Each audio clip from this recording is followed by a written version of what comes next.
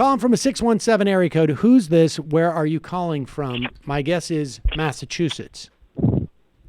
Actually, this is Micah from Seattle. I'm from Massachusetts originally. Where in Massachusetts were you from originally? I'm not concerned about Seattle. Newton. All right, fair enough. Would you go to Newton South or Newton North? Whatever, dude.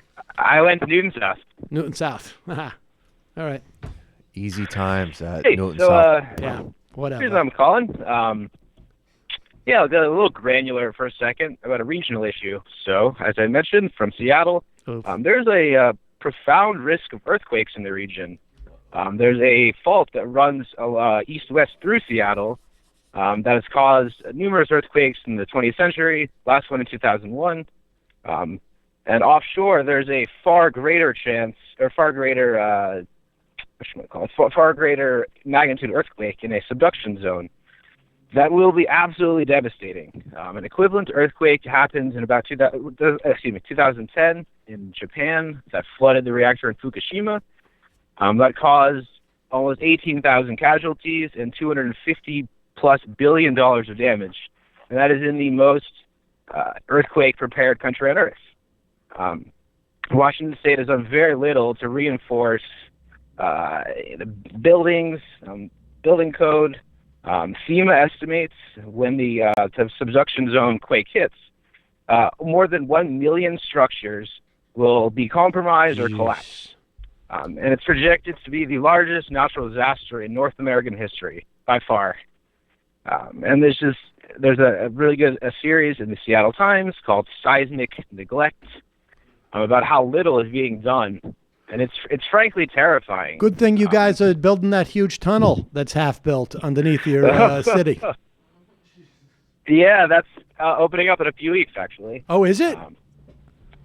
Yep. It will be, I think it's January 11th. We'll start transferring over. Wow. So yeah, I guess I'd like to make a larger point, sort of about our failure of our politics, sort of as a nation and even sort of as a species to prepare for these sort of events that we know are going to happen, but they may happen today, tomorrow, 100 years from now. In addition to, sort of the issues with climate change, things that we know are going to happen, but we just don't do anything about it.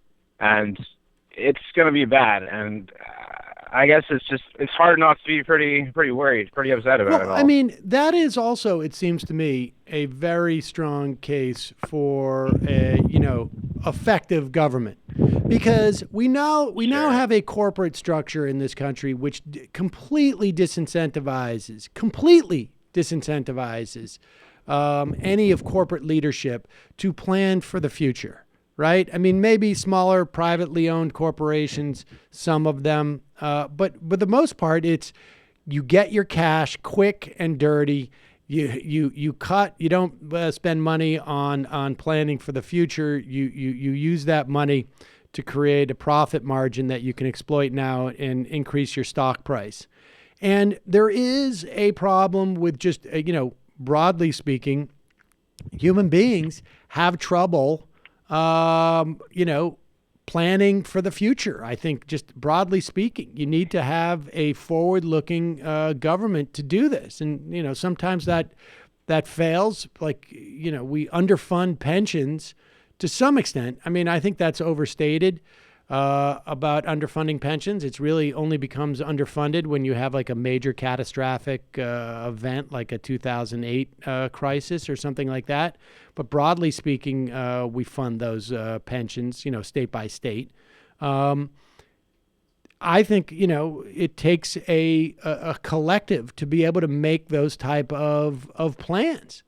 But we have a breakdown in that right now. We can't even do it for what we know is going to be, just broadly speaking, the biggest catastrophe we can imagine. I mean, if I was in Seattle, the first thing I would do is just say to Amazon and Microsoft, like, hey, guys, I would put it on them.